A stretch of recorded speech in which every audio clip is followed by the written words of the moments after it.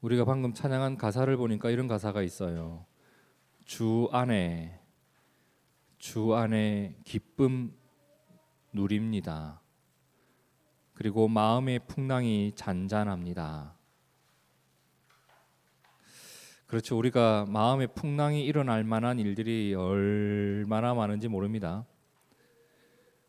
그렇죠. 작은 일만 일어나도 갈팡질팡하고 짜증이 나고 슬픈 일이 있으면 눈물이 나고 그렇게 마음속에 풍랑이 일어나는 일들이 얼마나 많은지, 그리고 내 삶이 곤고하고 외로울 때도 얼마나 많은지. 그런데 그러한 순간들을 이겨낼 수 있는 힘이 오늘 우리에게 하나님이 계시다는 믿음, 그리고 하나님이 나를 돕고 계시다는 그 삶의 현장, 그것이 오늘 우리에게 얼마나 큰 힘이 되는지 모릅니다. 그런데 그 믿음 말이에요. 내가 하나님을 알고 그렇게 하나님의 도움을 의지하면서 오늘을 살아가고 내 속에 계속 살아 숨쉬고 있는 염려와 근심들을 그렇게 하나님 앞에 내려놓고 그분의 손에 그렇게 맡기면서 내가 오늘을 지낼 수 있다는 것.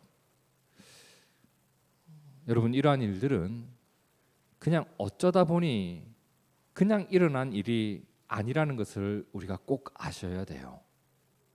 이건 어쩌다 보니 일어난 사건이 아니에요. 고린도전서 12장 3절을 함께 읽어볼까요? 시작. 그러므로 내가 너희에게 알리노니 하나님의 영으로 말하는 자는 누구든지 예수를 저주할 자라 하지 아니하고 또 성령으로 아니하고는 누구든지 예수를 주시라 할 수 없느니라. 예수님을 믿게 되었다. 예수님을 내가 따르게 되었다. 그분의 말씀을 내가 사모하는 갈망이 생겼다. 이것은 어쩌다 보니 일어난 사건이 아니라, 또는 내 의지로 하는 수 있는 일이 아니라 성령께서 나와 함께 하시는 증거이고 성령께서 나를 돕고 계신 증거이고, 그것은 곧 하나님의 선물이라고 성경은 분명히 말씀합니다. 여러분 기억하세요. 내가 하나님 말씀을 사모하고 있다, 내가 그 말씀을 따라 살아가고 싶다는 마음이 있다, 이것은 내 의지의 결과물이 아니에요. 어디 우리의 의지가 그렇습니까? 우리의 의지는 항상 돈을 향해요. 편안함을 향하고 내 소유를 향하게 되어 있지, 우리가 뭐 말씀을 듣고 싶다 이런 것이 우리의 의지 아니었단 말이에요.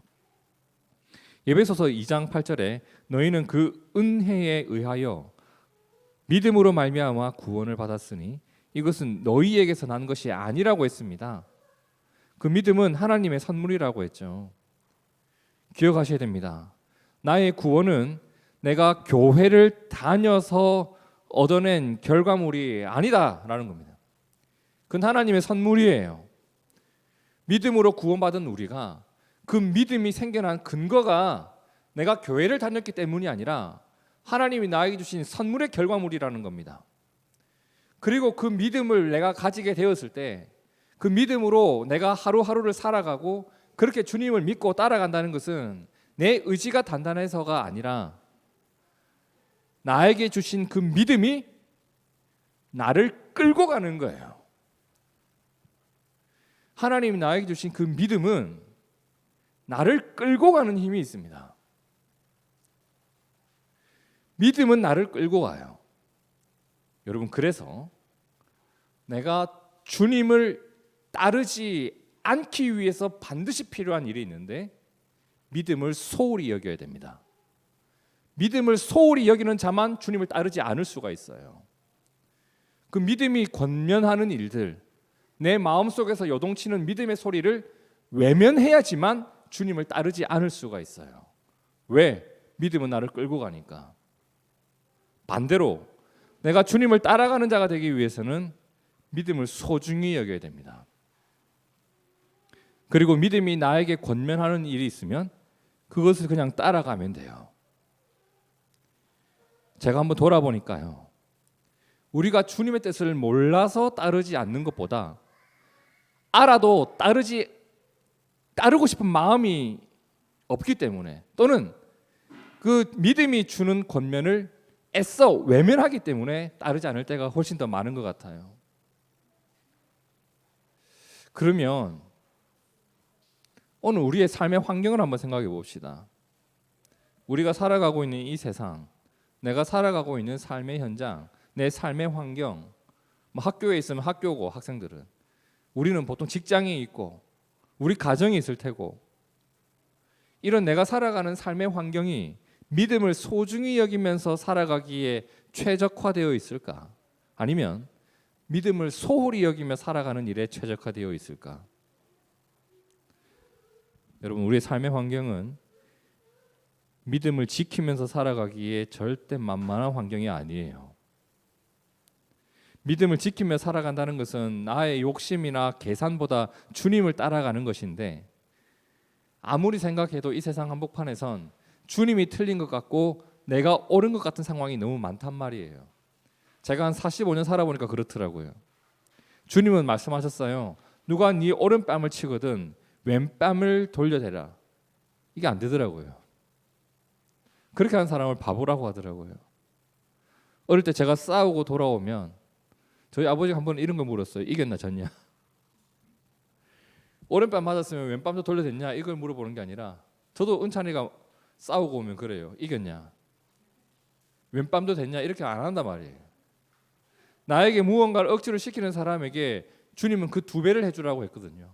누가 오리를 가자고 하거든 십리를 함께 따라가줘라. 근데 그게 되든가. 교회를 사랑했던 바나바의 이야기는 바나바만의 이야기로 듣고 싶지, 그것이 나의 이야기로 만들고 싶지 않단 말이에요. 내 마음은.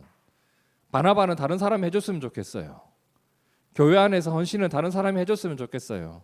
나는 그냥 몸만 담고 싶단 말이에요. 세상에서는 그래요. 그 누구도 이런 믿음의 일을 강요하는 사람 아무도 없어요. 오히려 믿음으로 살아가는 사람을 어리석은 바보처럼 여기는 사람들이 훨씬 많단 말이에요. 교회 안에서도. 이러한 세상 안에서 성도들의 모습도 얼마나 다양합니까? 성도들의 모습 엄청 다양해요. 어떤 사람은 그래요. 믿음이 주는 혜택을 극대화시켜서 본인에게 적용시킵니다. 믿음이 도전하는 삶은 최소화시켜서 살아갑니다. 그런데 반드시 기억하셔야 될 것은, 이런 식의 신앙생활은 믿음이 불붙은 봉다리 같아요. 비닐봉지에 불 붙여보면 빠라락 쪼그라들어서 타버리잖아요. 그 정도밖에 안 돼요. 혜택을 극대화시키고 도전을 최소화시키면 그래야 된단 말입니다. 근데 어떤 성도는 믿음이 도전하는 삶을 적극적으로 따라가면서 순종이 주는 혜택을 소망으로 품고 살아갑니다. 여러분, 그때 믿음이 자라가는 겁니다. 그때 불이 붙어도 그 불을 꺼뜨릴 수 있는 믿음이 되는 겁니다. 여러분, 우리가 믿음을 지키고 믿음이 자라가기 위해서는 이게 필요해요. 내 삶을 믿음이 자랄 수 있는 토양으로 가꾸어 가야 합니다. 믿음이 소중하다면 믿음이 자랄 수 있는 토양을 가꾸어 가는 일이 반드시 필요해요. 이 믿음을 지키기 위해서는 믿음이 자랄 수 없는 세상을 우리가 살아가고 있는데, 이 세상에서 내가 무언가에 휩쓸려 가지 않고 내 믿음이 떠내려가지 않고 내가 주님께 단단히 붙들릴 수 있도록 그 믿음으로 내가 무언가를 지켜낼 수 있는 단단한 무언가가 필요하단 말이에요. 오늘 말씀 19절을 함께 읽어볼까요? 시작. 우리가 이 소망을 가지고 있는 것은 영혼의 닷 같아서 튼튼하고 견고하여 휘장 안에 들어가나니. 무엇이 영혼의 닷이라고 했나요? 무엇이 영혼의 닷이 된다고 했나요? 소망을 가지고 있어야지. 가지고 있어야지. 우리는 소망을 얼마나 듣나요? 교회에서 소망이 다라는 이야기를 얼마나 많이 듣는지 몰라요. 근데 그 가지고 사냐는 말이에요. 가지고 사냐고. 계속 버린단 말이에요. 그러니 했던 얘기 또 하고 들은 얘기 또 듣고 계속 반복하는 거예요. 교회 안에서. 성경은 하나님 주신 소망을 가지고 있는 게 우리 영혼의 닻이 된다고 했습니다. 하나님의 약속을 받았기 때문에, 그것을 내가 가지고 있기 때문에 내 욕망에 휩쓸리지 않고 떠내려가지 않고 버틸 수가 있는 거예요. 소망을 가지고 있어야 예배를 소중히 여길 수 있어요. 하나님의 도우심을 확신하기 때문에 세상 유행 따라 내가 떠내려가지 않을 수 있는 겁니다. 하나님이 나에게 주신 약속에 대한 그 갈망이 욕심과 탐욕과 계산에 떠내려가지 않을 수 있도록 나를 지켜줘요. 그러니까 소망을 가지고 있어야 돼요. 오늘도 여기까지 할까요?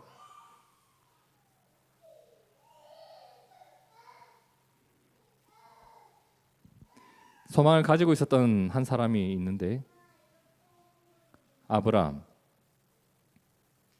아브라함은 믿음의 조상이라 불리는 사람입니다. 믿음의 조상이라는 표현을 이렇게 바꾸어도 의미가 통할 것 같은데 믿음의 조상, 믿음의 본보기 또는 믿음을 실제로 응용한 사람. 하나님께서 그에게 주신 약속들이 있었습니다. 자, 아브라함은 그 약속들이 나에게 이루어질 것이라 믿어요. 그리고 그 믿음을 마음에 품게 돼요. 약속이 소망이 된 거예요. 여러분 잘 보셔야 돼요. 하나님이 말씀을 주셨는데 그 하나님의 약속이 나의 소망이 되었다. 약속이 믿음을 만나면 소망이 되는 거예요. 하나님께서 얼마나 많은 약속을 줬습니까? 근데 누군가에겐 그것이 소망이 되질 않아요. 왜? 난 그걸 안 믿거든. 근데 아브라함은 그 약속을 믿음으로 받아들여서 소망을 품고 살아요. 그 약속 중에 하나가 뭐였냐면 내가 너를 번성하게 하겠다. 그런데 문제가 있어요. 그 약속을 받았던 그의 나이 75세. 지금도 늙었어. 충분히 늙었어. 애를 가지기 힘들다는 걸 알아. 그런데 혹시나 하면서 또 기다리는데 아무리 기다려도 나에게 자녀가 생기지를 않는 거예요. 그러니까 아브라함이 환장할 지경이 되는 거예요. 그의 마음이 얼마나 답답했는지 그도 하나님께서 주신 소망을 버리고 내 뜻대로 한번 해보고 싶었던 때가 있었습니다. 한 번은 하나님께서 아브라함을 찾아왔을 때 아브라함이 마치 기다렸다는 듯이 이런 말씀을 하나님께 하는데 창세기 15장 2절에 아브라함이 이르되 주 여호와여 무엇을 내게 주시려 하나이까. 지금 하나님께 화가 난 거예요. 나에게 자녀가 생기지 않으니까 하나님 도대체 저에게 뭘 주시려고 하는 겁니까? 약속은 저놓고 아무것도 일어나는 일이 없습니다 라고 합니다. 나는 자식이 없사오니 나의 상속자는 이 담메색 사람 엘리에셀, 나의 양자 내 몸에서 나지 아니한 이 엘리에셀이 나의 상속자가 될 것입니다. 이렇게 말하는 아브라함에게 하나님은 그가 아니다. 네 몸에서 태어날 자가 분명 너의 상속자가 될 것이다. 내가 너에게 약속하지 않겠는가? 내가 너에게 약속을 주지 않았던가? 너의 자손이 하늘의 별처럼 셀 수 없도록 많아지리라. 그 약속을 다시 한번 확인시켜 줍니다. 그때 하나님께서 그에게 이런 말씀을 주셨을 때 그는 이렇게 반응하는데 6절에 아브라함이 여호와를 믿으니 여호와께서 이를 그의 공의로 여기셨다. 아브라함은 하나님 약속을 다시 믿었습니다. 그리고 하나님께서 주시는 소망을 다시 붙잡기 시작하죠. 문제는 여전히 그에게 자식이 생기지 않았다. 이러한 가운데 그가 하나님 주신 소망을 또 붙들지 않고 자신이 생각하는 방법을 또 쓰기 시작합니다. 어떻게 해요? 이제는 엘리에셀이 아니라 여종 하갈과 동침하여서 자녀를 낳아 대를 이어가기로 결정합니다. 그렇게 해서 하갈과 아브라함 사이에 태어난 아이가 이스마엘이었죠. 이후 하나님께서 아브라함을 찾아오는데 아브라함은 기다렸다는 듯이 또 하나님 앞에 이런 말을 합니다. 아브라함이 이에 하나님께 아뢰되 이스마엘이나 하나님 앞에 살기를 원하나이다. 하나님, 저와 저의 아내 사레사에는 아이가 생기지 않습니다. 이 이스마엘이나 하나님의 상속자로 삼으시죠. 근데 하나님은 이스마엘도 아니다. 이렇게 아브라함도 많이 흔들렸어요. 소망을 놓치곤 했었어요. 그런데 하나님이 그를 포기하지 않았다니까요. 때를 따라 계속해서 찾아갑니다. 그가 헛짓을 할 때마다 하나님의 약속을 확인시켜줘요. 소망을 다시 한번 확인시켜줍니다. 그리고 아브라함은 그때 하나님을 또 배반하지 않고 또 하나님을 따라가기 시작해요. 그러다가 결국 그가 하나님이 주신 소망이 현실이 되는 결과를 맞이하게 되는데 그렇게 태어난 아이가 이삭이었단 말이에요. 여러분, 아브라함이 하나님의 약속을 받고 그 약속이 이루어지기까지 기다린 기간이 총 몇 년이었는지 아시죠? 무려 25년입니다. 하나님의 약속이 나에게 소망이 되었고 그 소망이 현실이 되기까지 25년의 세월, 날수로 따지면 9125일, 시간으로 따지면 21만 9천 시간입니다.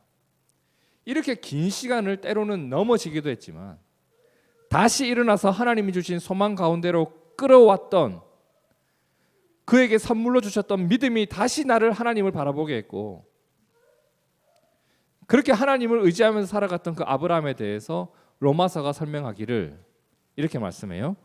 로마서 4장 18절. 아브라함이 바랄 수 없는 중에 바라고 믿었으니 이는 내 후손이 이 같으리라 하신 말씀대로 많은 민족의 조상이 되게 하려 하심이라. 그가 100세나 되어 자기 몸이 죽은 것 같고 사라의 태가 죽은 것 같음을 알고도 믿음이 약하여지지 아니하고 믿음이 없어 하나님의 약속을 의심하지 않고 믿음으로 견고하여져서 하나님께 영광을 돌리며 약속하신 그것을 또한 능히 이루실 줄을 확신하였으니 그러므로 그것이 그에게 의로 여겨졌느니라. 이러한 그의 기다림의 모습, 오늘 말씀 14절은 어떻게 말씀하나요? 함께 읽어봅니다. 시작. 이르시되 내가 반드시 너에게 복주고 복주며 너를 번성하게 하고 번성하게 하리라 하셨더니 그가 이같이 오래 참아 약속을 받았느니라. 자, 아브라함도 흔들릴 때가 있었죠. 하지만 하나님께서 그에게 다시 소망을 확인시켜 줍니다. 그리고 아브라함은 다시 일어나 그에게 주신 소망을 따라 살아가기 시작합니다. 그것이 이루어질 날을 기다리면서, 그 오랜 시간을 참고 기다리면서 때로는 헛짓도 했지만 여전히 나를 일깨우시는 그 성령의 음성을 따라, 그 믿음을 따라 오늘을 또 살아가는 겁니다. 나의 실수는 회개하고 다시 돌아서서 하나님께 붙들고, 하나님을 붙들고 그 하나님 약속이 이루어지기까지 그날을 바라보면서 살아갔던 그의 삶. 닻이었죠. 닻. 하나님 주신 소망이 내 인생의 닻이 됩니다. 그래서 하나님 곁을 떠나지 않고 하나님 주신 소망을 벗어나지 않으면서 결국 이삭을 받던 겁니다. 성경은 분명히 말합니다. 하나님 주신 소망이, 그것을 가지고 있는 것이 너의 영혼의 닻이 될 것이다. 여러분, 내 영혼의 닻이 내 삶이 엉뚱한 곳으로 떠내려가지 않도록 붙잡아주는 힘이 됩니다. 이리저리 내 마음이 흔들릴 때 흔들리지 않도록 나를 붙들어주는 힘이라고요. 그래서 저는 우리 모두가 이 두 가지 소망만큼은 꼭 있었으면 좋겠다 하는 생각이 들어요. 첫 번째가 뭐냐면 예수님을 믿는 자에게 주어지는 영생의 소망, 이건 흔들리지 마세요. 그리고 가지고 계세요. 둘째는 말씀을 의지하며 살아가는 자에게 주시는 약속에 대한 소망. 이 둘을 간단하게 두 단어로 말하면 생명과 복입니다. 생명은 예수님이 우리에게 주신 것이에요. 복은 주님을 따라가는 자에게 하나님이 주신 보너스예요. 따르지 않으면서 복을 달라는 것은 사기꾼이죠. 하나님의 복은 근심이 없으며 죄가 없으며 주님을 따르는 자에게 주시는 보너스예요. 저에게도 삶의 중요한 결단이 있어야 하는 순간들이 얼마나 많겠어요. 교회를 하면서도 여러분 앞에 말 못하는 일들이 얼마나 많았는지 모릅니다. 그때마다 선택을 해야 돼요. 제 삶의 방향을 잡을 때마다 제가 무엇을 기준으로 삼았겠어요? 사실 제 마음속에 들어오는 것은 무엇이 나에게 유익할까를 먼저 생각할 때도 있습니다. 그런데 재빨리 고개를 흔들어요. 이건 아니지. 그래야 제가 헛짓거리를 안 할 수가 있단 말이에요. 하나님께서 도전하시는 내용이, 하나님께서 주시는 말씀의 내용이 제 욕망을 짓눌러버려야 됩니다. 그렇게 말씀을 따라갈 때 일어난 결과가 내가 뜻한 바가 아닐지라도 내가 원하는 바가 아닐지라도 말씀을 따라 살아갔다는 그 자체로서 우리는 만족하며 살아갈 줄 알아야 돼요. 왜? 그 끝에 하나님의 복은 반드시 있으니까. 그것이 때로는 손해처럼 보일 때도 있어요. 불안할 때도 있단 말이에요. 왜? 내 욕망의 소리가 야 그건 아니잖아, 그건 아니잖아. 주변에서도 난리예요. 왜 그렇게 하느냐고. 근데 내 욕망의 소리와 그 주변의 소리보다도 주님의 말이 더 소중하단 말이에요. 순종이 익숙하지 않다고 해서 순종을 포기할 겁니까? 소망을 붙들어야 될 거 아닙니까? 소망을 품고 살면 무엇이 나를 이끌어갑니까? 주님의 약속이 나를 이끌어가는 거예요. 그리고 하나님이 반드시 이루실 것이다. 하나님이 반드시 채우실 것이다라는 것을 믿는 믿음을 가지게 합니다. 소망이 있으면 어려운 현실을 문제 삼지 않고 지나갈 수 있는 힘이 돼요. 배가 그렇잖아요. 지가 강해서 바다 위에서 떠내려가지 않고 버텨내나요? 적막한 배가 무슨 힘이 있어서 지가 떠내려가지 않고 버틸 수가 있어요? 그 배가 떠내려가지 않는 이유는 하나예요. 닷.